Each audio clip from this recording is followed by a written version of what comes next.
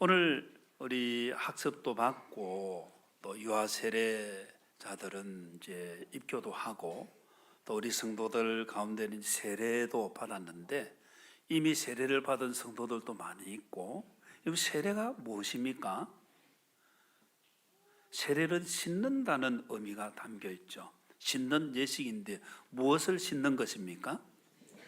우리의 죄를 씻는 것입니다. 그래서 무엇으로 죄를 씻습니까?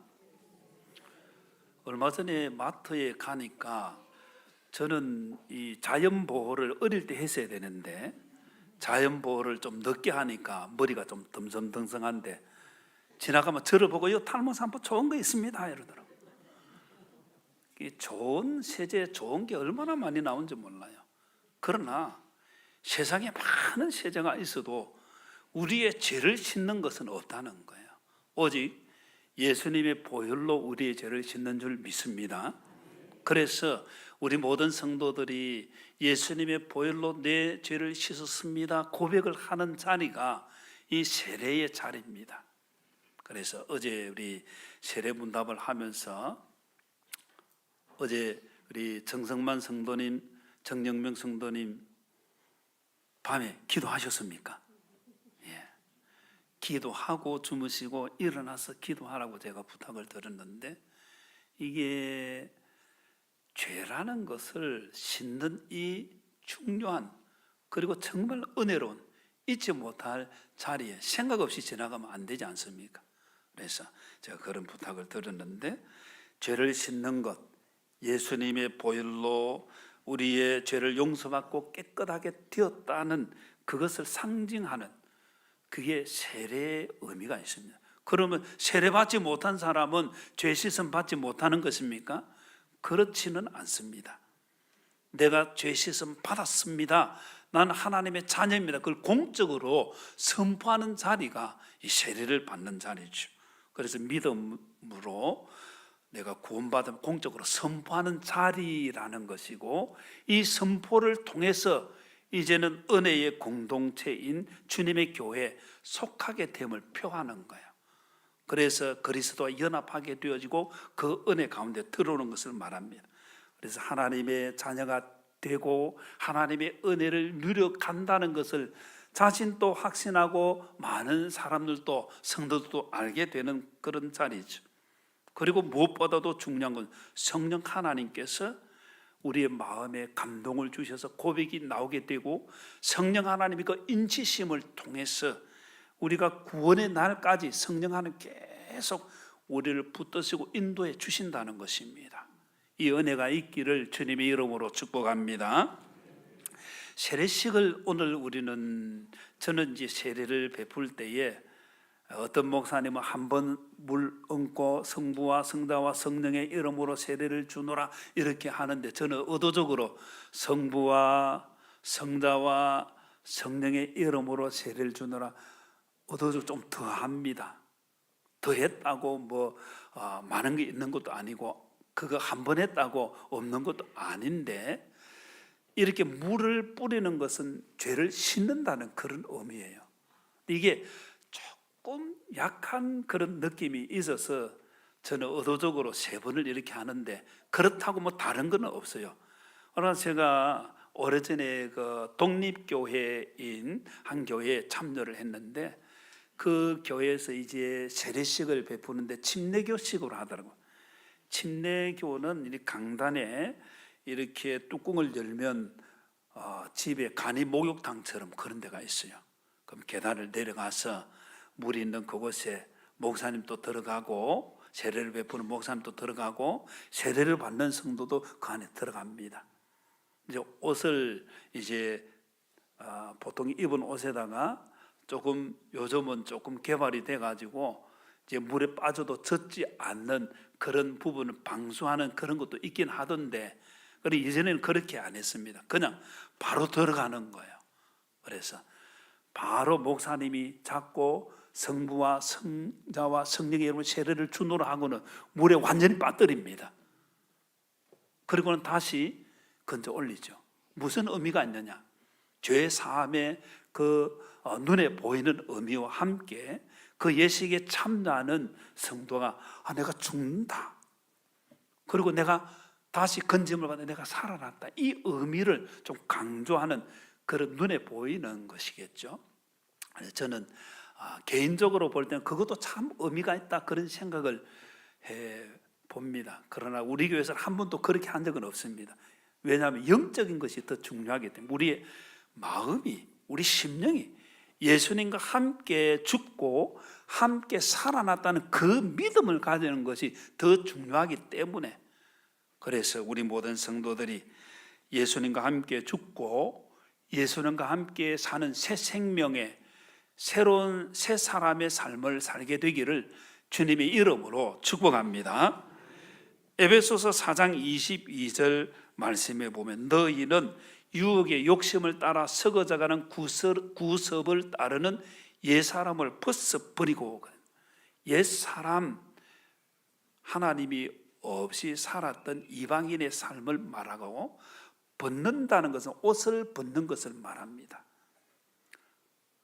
그리고 24절에 보면, 하나님을 따라 의와 진리의 거룩함으로 지으심을 받은, 이것은 예수님의 십자가 보혈로 제사함 받고 거룩하게 되는 것을 말하고, 거룩함으로 지으심을 받은 새 사람을 입으라. 입는다는 것도 옷을 입는다는 그 개념을 포함을 하고 있습니다. 근데 차이점이 있습니다. 벗는다는 것은 단회적인 사건입니다. 한번 벗는 거예요. 입는다는 것은 계속적인 상태를 말합니다. 계속 새 사람을 입고 있는 상태를 말하는 거예요. 많은 사람들이 한국 교회에서 좀 오해를, 어떤 면에서 가르침을 바로 주지 못했던 부분 가운데 하나가, 전도 초청을 하고 사람들이 오게 되어지면 계속 오기가 보통 힘들잖아요. 우리 강경희 성도님 어떻습니까?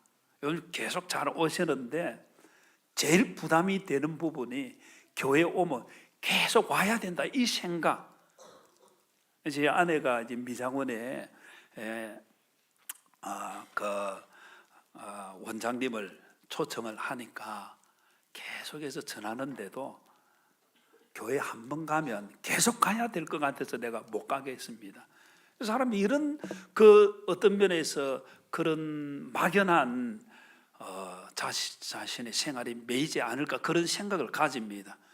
그래서 한국 교회에서 70년대 복음을 전하는데, 안 와도 된다, 그냥 와가지고 예수님 믿는다 해라, 그러면 구원을 받는다.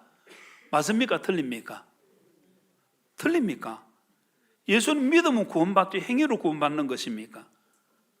믿음으로 구원받는 줄 믿습니다. 그런데 무엇이 빠졌느냐 하면, 옷을 벗는 것은 단회적 사건이지만 새 사람을 입는 것은 계속 새 사람을 입는 상태를 말해요.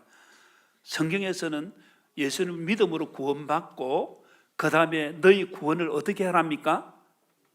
이루어가라고 말합니다. 구원을 이루라는 거예요. 그 말은 처음에 예수님 믿고 구원은, 오늘 유아 세례를 우리 아기들이 받았지만은 갓난 아이 상태에서 이제 자라가는 거예요. 버려두면 됩니까? 계속해서 양육을 해야 됩니까?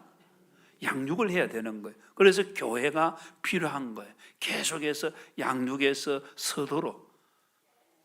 그게 한국 교회에서 좀 빠졌더랬습니다. 물론 복음 전한 거는 정말 잘해요. 지금도 우리는 그렇게 전합니다. 그러나 우리 성도들이 이미 믿음에 들어오게 되어지면 생각해야 될 부분은, 옷을 벗고 또 새 사람을 입는다 할 때, 옛 사람은 벗어버리는 단회적인 것이지만은 새 사람을 입는 것도 옷을 계속 입고 있는 상태라는 그 의미를 늘 생각을 해야 되는 거예요. 새 사람을 입은 성도로 살게 되기를 주님의 이름으로 축복합니다. 그래서 오늘 옛 사람을 벗어버리고 새 사람을 입으라, 이게 우리의 평생 신앙생활 가운데 정말 중요한 삶의 주제이고 방향이라고 볼 수 있습니다. 오늘 몇 가지 것을 좀 나누려고 합니다. 첫 번째, 옛 사람을 벗어버리고 새 사람을 입는다고 할 때에 먼저 마음의 변화가 있어야 합니다. 두 번째, 옛 사람을 벗어버리고 새 사람을 입는다고 할 때에 말에, 표현에 그리스도 그 사람 속에 있는 게 어떻게 나타납니까? 말로 나타나잖아요. 말에 변화가 있어야 하는 거예요. 세 번째, 옛 사람을 벗어버리고 새 사람을 입었다 할 때에 행동의 변화가 있어야 된다. 이 세 가지를 간략히 말씀을 드리려고 합니다. 처음 무슨 변화가 있어야 됩니까? 마음의 변화가 있어야 됩니다. 두 번째 무슨 변화가 있어야 됩니까? 말의 표현에 저 사람이 말이 달라졌다. 이게 좋은 변화입니다. 세 번째 무슨 변화가 있어야 됩니까? 행동의 변화가 있어야 됩니다. 우리 옛 사람의 마음의 상태를 에베소서 4장 17절에 보면 마지막에 보면 너희는 이방인이 그 마음에 허망한 것으로, 이 허망이라는 것은 텅텅 비어있는 무의미한 무가치한 목적 없는 삶을 말합니다. 그러니까 이방인으로 옛 사람의 모습은 마음 상태가 목적 없는 그 공허한 상태를 말합니다. 에베소서 4장 18절에서는 그들의 총명이 어두워지고 그들 가운데는 무지함과 그들의 마음이 굳어짐으로 말미암아 마음이 점점 하나님을 떠난 상태로서 굳어간다는, 이것은 돌같이 딱딱한 상태를 말합니다. 그래서 자신이 잘못해도, 보통 사람은 잘못하면 깨닫습니까? 못 깨닫습니까? 상을 줘야 답을 할 것 같은 분위기인데, 자신이 잘못했으면 내가 잘못했구나 깨닫습니까? 못 깨닫습니까? 깨닫는 게 정상이죠. 아이들을 훈육할 때도 뭘 가르칩니까? 무엇을 잘못했는지를 가르쳐 주는 거예요. 그러니까 스스로 이게 잘못되었구나 깨닫는 거예요. 그런데 마음이 굳은 상태는 돌같이 딱딱한 상태를 말합니다.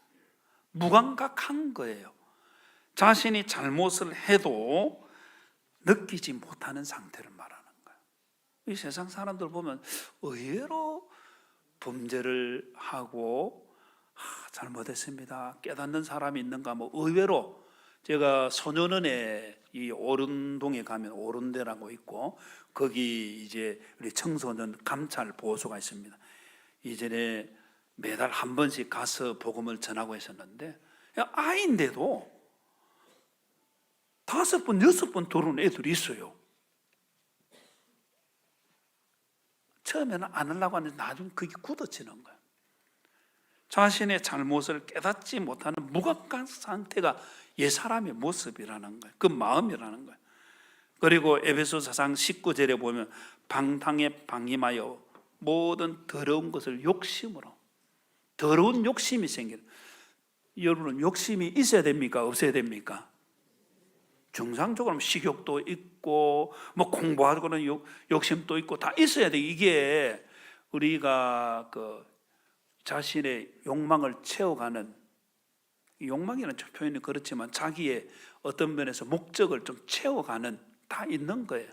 그러나 나쁜 욕심을 가지면, 더러운 욕심을 가지면, 이 더럽다는 표현은 어떤 의미인가 하면 성적으로 타락한 그런 것인데, 여기에서 모든 욕심, 이 표현을 쓸 때 모든 부도덕한 모든 것을 의미하는 거예요. 그래서 하나님을 떠나서 세상적인 것으로 욕심을 채우게 되는 이 마음, 에베소서 4장 22절에도 유혹의 욕심이라고 표현하고, 에베소서 4장 31절에 보면 모든 악이라고, 마지막에 모든 악이, 악한 의도가 있는 거예요. 우리는 선한 의도를 가져야 할 줄로 믿습니다. 그런데 옛사람, 타락한 사람, 변화되지 못한 사람은 악한 의도를 가지고 있는 거예요. 그것을 이제는 버리라고 말합니다. 로마서 1장 32절에 보면 이 하나님을 마음에 두기 싫어하는 사람들은 이 일을 행하는 자는 어디에 해당합니까? 사형이란, 죽음, 사망이라는 의미예요. 하나님께서 정하심을 알고도 자기들만 행할 뿐 아니라, 그 다음 읽습니다. 시작. 또한 그런 일을 행하는 자들을 옳다 하느니라. 잘한 겁니까? 못한 겁니까? 잘못된 일은 잘못됐다고 말은, 야, 너 잘했다 박수를 치는 이게 타락한 모습이라는 거예요. 우리 예수님께서는 우리 마음에 나오는 것을 이렇게 표현합니다. 마태복음 15장 19절에 보면 마음에서 나오는 것은 악한 생각과 살인과 간음과 음란과 도둑질과 거짓 증언과 비방이니. 자, 눈을 감고 내 마음을 한번 보세요. 이제 눈을 뜨고 그래도 나는 괜찮은데, 우리는 스스로 이런 착각을 많이 합니다. 옆 사람 한번 보세요. 꽤 좋은 사람이죠. 착하게 보이죠. 그러나 예수님께서는 예수님 알지 못할 때의 전의 삶은 아니라는 거예요. 자, 옆 사람 믿지 마세요. 이거 목사님 참 이상하네. 교회 와서 믿어야 되지. 사람은 믿음의 대상이 아닙니다. 사랑의 대상이죠. 한번 따라하면 나를 믿지 않겠습니다. 자기가 꽤 괜찮은 사람과 착각할 때 그때부터 문제가 영적으로 시작이 되는 거예요. 나를 믿지 않는다는 거예요. 예수님의 말씀을 우리가 마음에 새게 됩니다. 그래서 이런 사람의 옛 사람의 모습을 통해서 우리는 이게 잘못되었구나. 뭘 깨닫는 것입니까? 죄를 깨닫는 거예요. 이게 잘못되었구나. 하나님 앞에서 죄를 깨닫는 변화가 시작될 때에 하나님의 은혜가 주어지기 시작합니다. 누가복음 5장 8절에 보면 베드로는 예수님의 말씀을 따라서 깊은 곳에 가서 그물을 내리고 2배 가득하게 고기를 잡았을 때 뭐라고 고백하는가 하면, 주여 나를 떠나소서, 나는 죄인이로소이다. 베드로가 어떤 생각을 가지고 말을 했는지는 모릅니다. 그러나 그건 스스로 주님 앞에서 내가 죄인이구나 하는 것을 깨닫게 되어진 거죠. 누가복음 18장 13절에 보면 세리는 하나님 앞에 가까이 다가가지 못하고 멀리 서서 바리새인과 달리 하늘을 쳐다보지도 못하고 가슴을 치면서 이르되, 하나님이여 불쌍히 여겨 주십시오. 나는 죄인입니다. 이런 고백을 했죠. 그래서 우리는 마음의 변화, 어떤 변화, 내가 죄인이라는 걸 깨닫는 거기서부터 변화가 시작이 됩니다. 그래서 요한일서 1장 9절에 보면 만일 우리가 우리 죄를 자백하면 그는 미쁘시고 의로우사 우리 죄를 사하시며 우리를 모든 불의에서 깨끗하게 하신다 하셨습니다. 그러나 내가 범죄 안 했어 하면 하나님을 거짓말하는 것으로 만드는 거예요.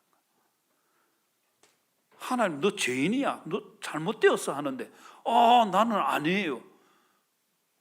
하나님을 거짓말하는 이로 만든다, 그렇게 표현합니다. 우리는 오직 예수 그리스도를 믿음으로 말미암아 죄 사함 받게 되는 줄 믿습니다. 그래서 에베소서 4장 24절에 하나님을 따라 의와 진리의 거룩함으로 지으심을 받은 새 사람을 입어라. 우리가 어떻게 새 사람을 입을 수 있습니까? 앞에서 세례에 대해서 쭉 말씀을 드렸습니다. 우리 죄를 씻어야 죄에서 벗어나 새 사람이 되는 거예요. 그래서 우리는 예수 그리스도를 믿고 성령 하나님 역사하신 가운데 죄 고백이 나오게 되어지고, 예수님께서 나의 죄를 대신 지시고 주고 주셨구나. 어제도 우리 세례문답하면서 그런 말씀을 들었는데, 예수님은 온 인류의 죄를 대신해서 십자가 지시고 죽어 주신 줄 믿습니다. 그런데 그 사건이 나와 무슨 관계가 있느냐? 온 인류의 죄를 대신 지시고 죽어 주셨는데 나의 죄를 대신 지시고 죽어 주셨구나, 이게 믿어지고 깨달아질 때에 주님과의 올바른 관계가 시작되는 거예요. 교회 왔습니다. 많은 성도들이 주여 나는 죄인입니다 덩달아서 아이고 죄인이구나 그런 생각을 합니다. 그런데 진실한 고백, 주여 나는 죄인입니다, 이 고백이 일어나지 아니하면 예수님의 죽으심은 나와 관계가 없게 되는 거예요. 그래서 우리 모든 성도들이 이 은혜를 누리고 자녀들을 양육할 때도 이 부분을 늘 세워줘야 됩니다. 하나님 앞에 죄인으로 나갈 때에 주님의 십자가 보혈로 죄 사함 받고 의인이 되는 거예요. 그래서 우리 모든 성도들이 그리스도 안에서 살게 되기를 주님의 이름으로 축복합니다. 고린도 후서 5장 17절에 보면 그런즉 누구든지, 같이 읽겠습니다. 누구든지, 시작. 누구든지 그리스도 안에 있으면 새로운 피조물이라. 이전 것은 지나갔으니 보라 새 것이 되었도다. 아멘. 옛 사람을 벗어버리고 새 사람을 입는데 제일 중요한 것은 내 마음의 변화가 시작된다는 것입니다. 이런 은혜 누리게 되기를 주님의 이름으로 축복합니다. 두 번째는 말의 변화가 시작되는 것입니다. 오늘 우리가 읽었던 말씀에 보면 새 사람에 대해서 말씀을 할 때 우리가 해야 될 말을 쭉 이야기를 합니다. 예수님께서 이렇게 말씀하셨습니다. 마태복음 12장 32절에 보면 34절에 보면 마음에 가득한 것을 입으로 말한다. 마음에 가득한 것을 입으로 말한다. 그리고 예수님께서 35절에 이렇게 말씀하셨습니다. 선한 사람은 그 사은선에서 무엇을 냅니까? 선한 것을 내는 거예요. 선한 말을 하는 거예요. 악한 사람은 그 산 악에서 무엇을 냅니까? 악한 것을 내는 거예요. 옛 사람이냐 새 사람이냐 그 안에 무엇이 들어가 있느냐. 우리 안에 성령 하나님 역사하셔서 예수님이 계셔야 할 줄로 믿습니다. 그 사람의 말 표현을 보면 알 수 있어요. 변화되었다 안 되었다. 누가 먼저 압니까?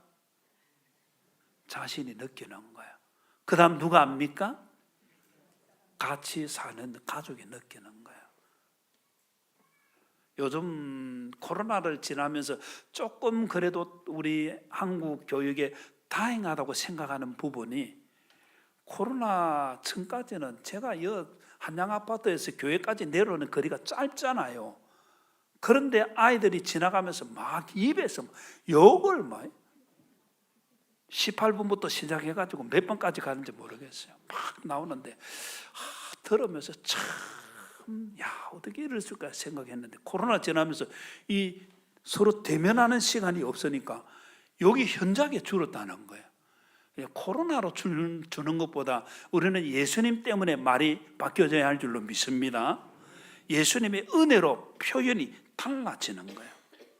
그래서 우리 읽었던 성경에 보면 옛 사람은 에베소 4장 25절에 보면 거짓을 버리고 각각 그 이웃과 더불어 참된 것을 말하라. 거짓과 참된 것이 대조되어 있죠. 이는 우리가 서로 지체가 됩니다. 공동체가 된다는 거예요. 거짓이 들어가면 공동체는 깨어지고 참이 들어가면 공동체는 세워지게 되는 거예요. 부부관계도 마찬가지잖아요. 남편이 거짓말을 하고 오만 바람 다 피우고는 깨끗한 척하면 발각되면 그게 문제가 되지 않습니까? 이 한국 사회의 실제적인 문제이기 때문에 제가 바람 피우는 것을 이야기하는데, 교회 성도들은 많이 다른 것 같지만은 이게 한국 사회 정말 문제입니다. 신뢰를 완전히 깨뜨려요. 이 거짓말이라는 이 부분은 오늘 우리 10계명을 읽었는데 9계명에 내 이웃에 대하여, 출애굽기 20장 16절에 내 이웃에 대하여 뭐 하지 말아 있습니까? 거짓 증거하지 말라는 거예요. 우리는 하얀 거짓말, 선의 거짓말 이런 말들을 많이, 그런 일반적인 거 말고 여기 거짓은 뭘 말하는, 거짓 증거를 말하는 거예요. 악한 의도를 가지고 이웃을 해롭게 하기 위해 거짓 증거를 내세우는 거짓말, 자기 목적 달성을 위해 사기를 치는 것. 요즘 보이스 피싱이 얼마나 많이 진화를 하는지, 이 스마트폰을 사용하기가 두려울 때가 있습니다. 이걸 지금 열어야 되나 말아야 되나, 막 경찰서에도 문자가 오고, 여러분 그런 경우 있지요. 사기치는 사람들은 정말, 요즘 캄보디아가 이제 여행을 갈 수 없는 상황이 되었습니다. 그 청소년들이 돈 준다는 그 말에 속아가지고 간접 사기에 가담하게 되어지고 그 매여 있게 되어지고, 우리 자녀들이 있으면 일확천금 노리려고 하는 것은 아예 뿌리부터 제거를 해야 됩니다. 노력해서 일해서 벌어야지 다른 술수를 써서 돈을 벌 수 있겠다, 야, 그거 가면 되겠다, 이거는 굉장히 위험한 일이 되는 거예요. 여하튼 이 거짓을 버리라고 말합니다. 나를 통해서 주님의 교회 공동체가 세워져야지. 거짓 증거를 가지고 가정을 깨고 사회를 깨고 교회를 깨면, 이거는 요한복음 4장 8장 44절에서는 사탄 마귀를, 그는 거짓말쟁이요 거짓의 아비라고 표현하는 거예요. 그래서 다시 말씀드리면, 우리가 뭐 좋은 뜻에서 나이가 좀 들어 보여도 70대인 사람에게 80대 보입니다 이러면 기분 좋겠습니까? 나쁘겠습니까? 이거 완전히 속상하는 거예요. 우리 교회 어떤 분이 병원에 가니까 자기 나이나 내 나이나 똑같이 보이는데 할머니 하는 그 소리가 너무 기분 나쁘더라는 거예요. 그래서 저는 이제 그렇게 보이는 사람들도 많지만은 한 10살은 낮추어서 불러줍니다. 70대면 60 정도 보이네요. 듣기 좋겠습니까? 안 좋겠습니까? 그게 거짓말입니까? 아닙니까? 그걸 거짓말로 성경적으로 분류를 하면 안 돼요. 그냥 듣기 좋은 말을 해주고 그 사람 기분 좋게 해주는 거는 괜찮은 거예요. 그렇다고 아무나 가서 아이고 너무 예쁘네 자꾸 막 이렇게 말하면 실수할 수 있습니다. 여하튼 거짓은 공동체를 깨뜨리는 것이다.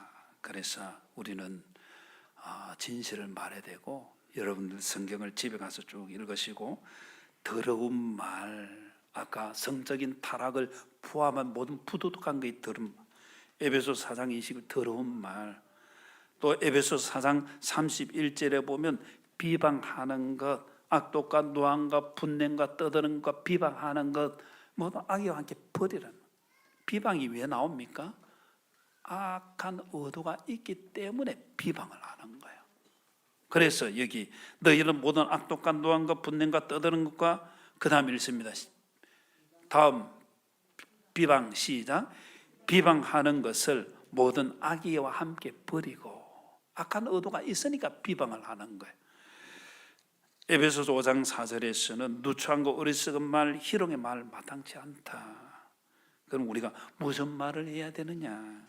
에베소서 4장 25절 하반절에 보면 그 이웃과 더불어 뭘 말을 했습니까?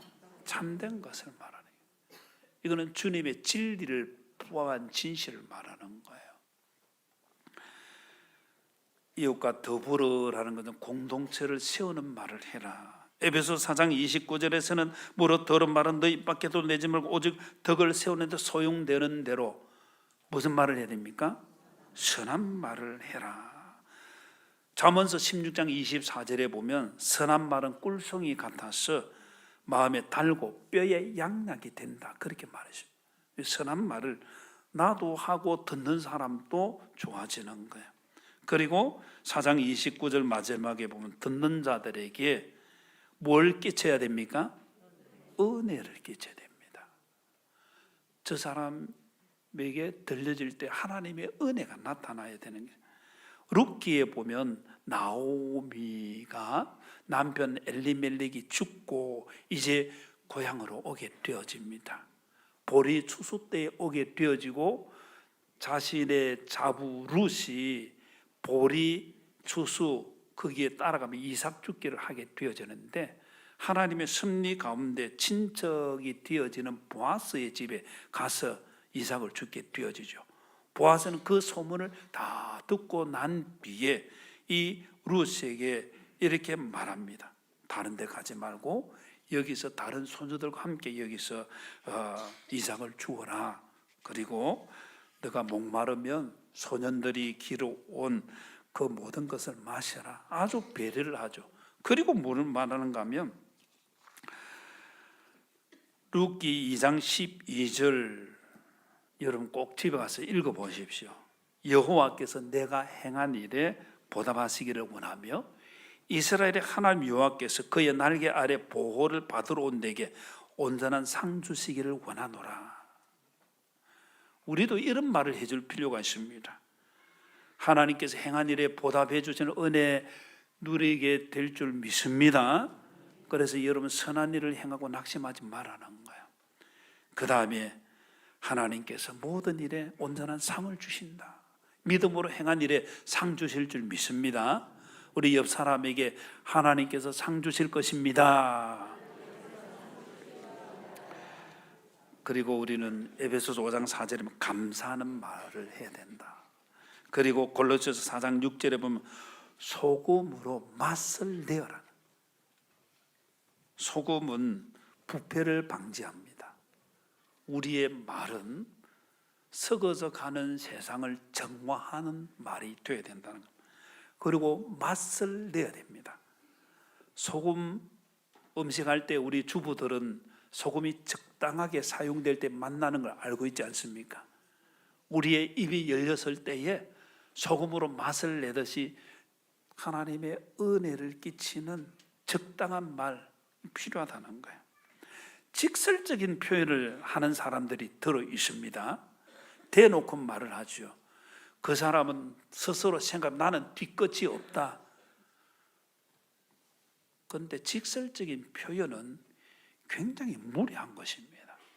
다른 사람을 배려하지 않은 상태에서 쏟아내는 거예요. 그리고 그 사람에 대해서 전혀 인격적으로 대우를 하지 않기 때문에, 그래서 여러분 말을 될 수 있으면 조금 생각해서 말하는 게 필요하겠습니까? 필요하겠습니까? 그게 필요한 거예요. 집에서도 마찬가지예요. 내 남편이니까 내 아내니까 막 바로 대놓고 말을 하는데 조금 멈추어서 말을 할 필요가 있습니다. 전도에서도 목장에서도 우리 성도들 관계에서도 보이는 대로 막 말을 하고 나는 뒤끝이 없어. 정말 뒤끝이 없는가? 문제가 되는 거예요. 그래서 우리 성도들은 은혜를 끼치는 말을 하고, 그래서 표현을 잘하는 새 사람 되기를 주님의 이름으로 축복합니다. 마지막으로 옛사람을 벗고 새 사람을 입으면 행동의 변화가 있어야 됩니다. 에베소서 4장 17절 이하에 쭉 나타나는 말씀에 행동까지 말하는 거예요. 행동을 보면 알 수 있지 않습니까? 그래서 도둑질 하는 자는 다시 도둑질 하지 마라. 구체적으로 말을 하죠. 여러분들이 나머지는 주부에도 있고 하니까 성경을 찾아서 내 행동은 새 사람의 행동인가? 내 행동은 공동체를 세우는 행동인가? 내 행동은 하나님께서 기뻐하시는 행동인가? 같이 생각하며 주님의 은혜 가운데 믿음으로 살게 되기를 주님의 이름으로 축복합니다. 특별히 에베소서 4장 32절 마지막으로 같이 우리 한번 읽겠습니다. 에베소서 4장 32절 우리 성경 보고 읽든지 화면 보고 읽든지 같이 읽겠습니다. 시작.